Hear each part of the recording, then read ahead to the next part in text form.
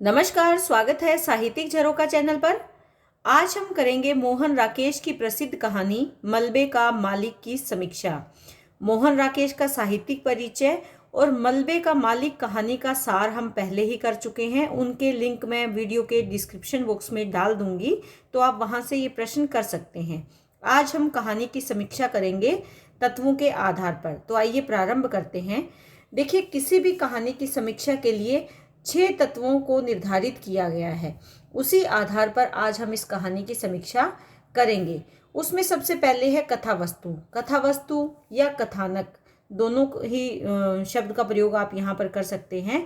देखिए, कोई भी कथानक किसी भी कहानी की रीढ़ की हड्डी होता है या कथानक के आधार पर ही एक रोचक कहानी की संरचना की जाती है। यहाँ पर अगर हम मलबे के मालिक कहानी की बात करें तो इसका कथानक एक तो मौलिक कथानक है, क्योंकि ये किस पर आधारित है? ये भारत और पाकिस्तान के विभाजन पर आधारित है कि विभाजन का हमारे समाज पर क्या प्रभाव पड़ा, हमारे जो समाज का जो भाईचारा था उस पर क्या प्रभाव पड़ा। ये जो कथानक है इस कहानी में लिया गया है। जब देश आज़ाद हुआ तो अब्दुल गनी के परिवार को मुख्य रूप से इस कहानी में लिया गया है। तो अब्दुल गनी का परिवार अमृतसर के बांसा बाजार में रहता था और उस विभाजन के दौरान जब अब्दुल गनी को पता चला कि देश का विभाजन हो रहा है और इस तरह की परिस्थितियां बनेगी, तो उससे थोड़ा सा समय पहले लाहौर चले जाते हैं। लेकिन उनका बेटा चिरागदीन, पुत्रवधू जुबैदा और उनकी दोनों लड़कियां किश्वर और सुल्ताना, जिनके नाम है किश्वर और सुल्ताना, ये जाने से इनकार कर देते हैं। क्यों इनकार कर देते हैं? क्योंकि उन्होंने नया मकान बनाया था। मकान, और इसी मकान का मलबा है जो इस कहानी के शीर्षक में अपनी स्थान इसने बनाया है। तो उस मकान के लालच में वो जाने से इनकार कर देते हैं। और कुछ उसे ये भरोसा था कि जो गली के लोग हैं वो उसके मित्र, बहुत अच्छे मित्र हैं, जिसमें कि एक रखा पहलवान भी था। लेकिन ऐसा वातावरण में परिवर्तन होता है, ऐसी अमानवीय हवा चलती है कि भाई भाई का दुश्मन बन जाता है, मानव मानव का दुश्मन बन जाता है। और रखे पहलवान के मन में इसी मकान का लालच आ जाता है और इस लालच में वो चिरागदीन की हत्या कर देता है। उसकी पत्नी और बेटियों की भी हत्या वो करवा देता है। उसके पश्चात पीछे क्या रह जाता है? मकान का मलबा शेष रह जाता है। लेकिन लगभग 7.5 साल बाद गनी मियाँ हॉकी का मैच देखने के लिए अमृतसर आते हैं। वो मैच केवल एक बहाना था उन लोगों के लिए जो पाकिस्तान से अमृतसर आए थे, क्योंकि ज़्यादातर वही लोग थे जो अपने परिवारों को छोड़कर या अपने मकानों को छोड़कर पाकिस्तान चले गए थे और वो अपने बीते दिनों को जो पीछे संबंधी रह गए थे उनसे मिलने के उद्देश्य से वो अमृतसर में आए थे। तो जब गनी मियाँ उस मकान के पास पहुंचते हैं और वो मलबा देखते हैं तो उनको बहुत ही ज़्यादा दुख होता है। लेकिन फिर भी वो आशीर्वाद देते हैं, क्योंकि उन्हें पता ही नहीं कि रखा पहलवान ने ही उनके बेटे चिरागदीन को मार दिया था। और वो सबको आशीर्वाद देते हैं। और उस गनी के चले जाने के बाद मलबे पर आकर एक कौवा बैठ जाता है। कौवे को भगाने के लिए कुत्ता वहां भौंकने लगता है। तो आखिर में प्रश्न ये बच जाता है कि ये जो मलबा है इसका वास्तविक मालिक कौन है?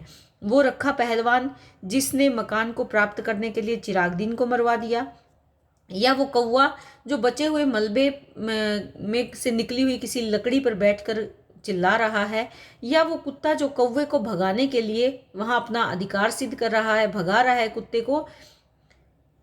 वो कुत्ता जो कौवे को भगा रहा है और अपना अधिकार जताना चाहता है, या फिर भारतीय सरकार जो उस मलबे को अपने अधिकार में ले लेगी। इस तरह के प्रश्न छोड़ती हुई ये कहानी समाप्त हो जाती है। तो इस तरह हम देखते हैं कि जो कथानक है वो काफ़ी छोटा कथानक है, बहुत लंबा चौड़ा कथानक नहीं है। सिर्फ इतनी ही देर की कहानी है कि अब्दुल गनी आते हैं, उस मलबे को देखते हैं और उसके दौरान कैसे आसपास का वातावरण बन जाता है वो इस कहानी में दिखाया गया है। तो इसमें मौलिकता है, रोचकता भी है। यानी एक लघु कहानी के हिसाब से अगर देखा जाए तो कहानी के सारे गुण इस कथानक में मौजूद हैं। इस कहानी का आदि भी है, यानी जहाँ से ये प्रारंभ होती है, फिर विकास भी है और इसके साथ साथ अंत भी है। यानी कहानी के जो विकास के तत्व होने चाहिए, आदि, विकास काल और उसके बाद कहानी का रोचक अंत, वो सभी तत्व इस कहानी में मौजूद है। तो इस हिसाब से देख सकते हैं कि जो कथा वस्तु है ये पूर्ण रूप से एक सफल कहानी कही जा सकती है। उसके बाद अगर पात्रों की बात करें तो पात्र और चरित्र चित्रण वो होते हैं जिसके माध्यम से कहानी विकास की ओर आगे बढ़ती है। पात्र मुख्य तरह से दो प्रकार के होते हैं, एक होता है मुख्य पात्र और दूसरा होता है गौण पात्र। मुख्य पात्र और गौण पात्र। जो मुख्य पात्र हैं इसमें अब्दुल गनी है, रखा पहलवान है और मनोरी है।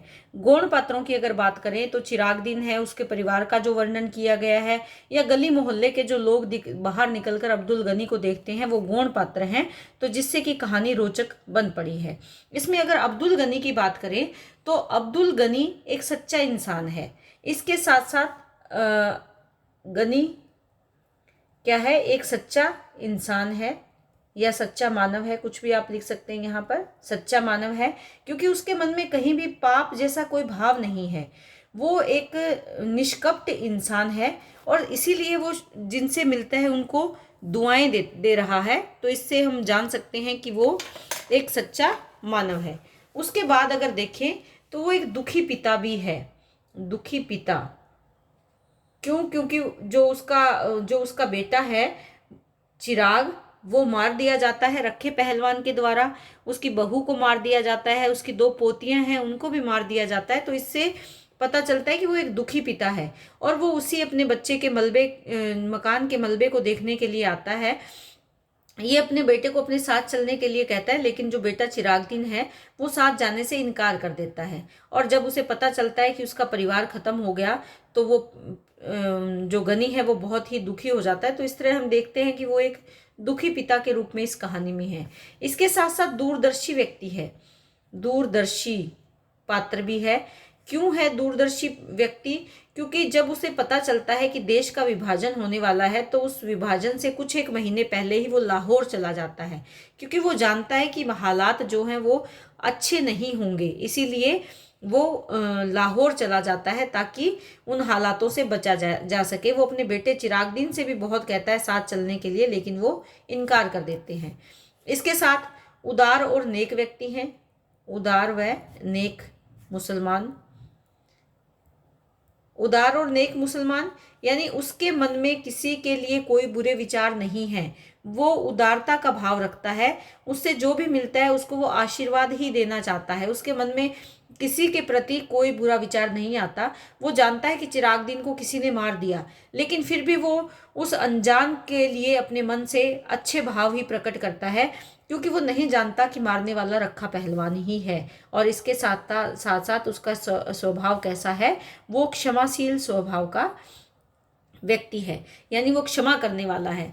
वो नहीं जानता, माना कि वो नहीं जानता कि रखे पहलवान ने उसके बेटे को मार दिया है, लेकिन फिर भी वो जानता है कि किसी ने तो उसको कत्ल किया ही है, उसके परिवार को ख़त्म किया ही है। फिर भी वो उसके प्रति अच्छे भाव ही व्यक्त करता है। वो कहता है कि अल्लाह सबको सेहतमंद रखे और सबको खुशियाँ दे, ऐसे विचार वो व्यक्त करता है। तो इससे क्या पता चलता है कि वो एक अच्छा इंसान है। उसके बाद जो दूसरा मुख्य पात्र है वो है रखा पहलवान। रखा पहलवान, रखा पहलवान कैसा व्यक्ति है?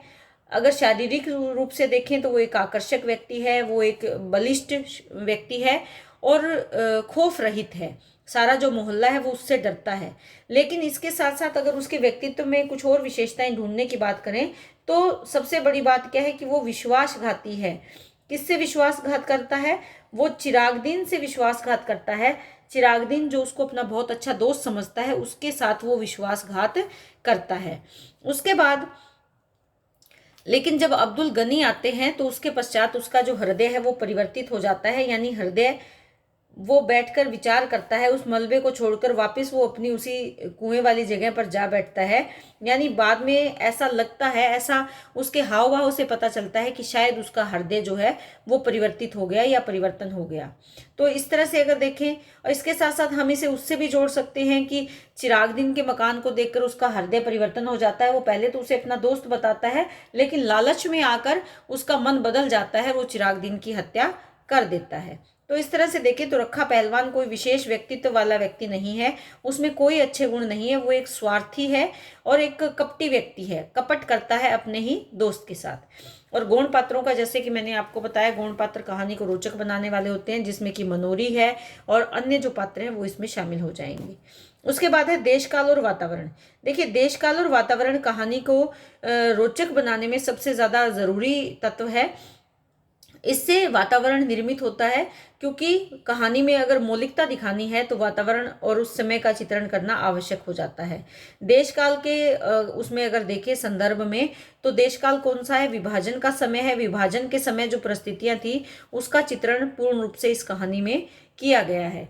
इसके साथ जो इस कहानी में घटनाक्रम है, चाहे वो विभाजन के समय भाई भाई का दुश्मन, चाहे धर्म के नाम पर वो दुश्मन बने, यानी सांप्रदायिक दंगे जो फैले थे, इसके साथ जो नारियों के साथ जो व्यवहार किया गया, स्त्रियों के साथ, क्योंकि चिरागदीन की पत्नी और उनकी बेटियों के साथ जो व्यवहार किया गया वो केवल उनकी बेटियों के साथ ही नहीं, ऐसी अनेक पत्नियां और ऐसी अनेक बेटियां थी जिनके साथ ऐसा ही व्यवहार उस समय में हुआ था।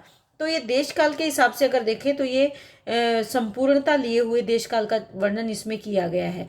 वातावरण, वातावरण वही नीरस और दुखदाई वातावरण इस कहानी में दिखाया गया है। यानी जब हम पढ़ते हैं तो हमारा मन उसके साथ, गनी के साथ दुखी हो जाता है। तो उस वातावरण का सजीव चित्रण किया है, गनी के भावों के अनुसार वातावरण निर्मित किया गया है। और अंत में जो कौवे का बोलना है, कुत्ते का भौंकना है, और शाम के समय जो कीड़े मकोड़े मिट्टी में से आवाजें उत्पन्न करते हैं, उससे वो वातावरण और ज्यादा सजीव बन जाता है। उसके बाद अगर शैली की बात करें, संवाद योजना या संवाद शैली की बात करें, तो देखिए संवादों के माध्यम से ही कहानी आगे बढ़ती है, और कहानी की जो वास्तविक जान है वो संवादों में ही बसती है।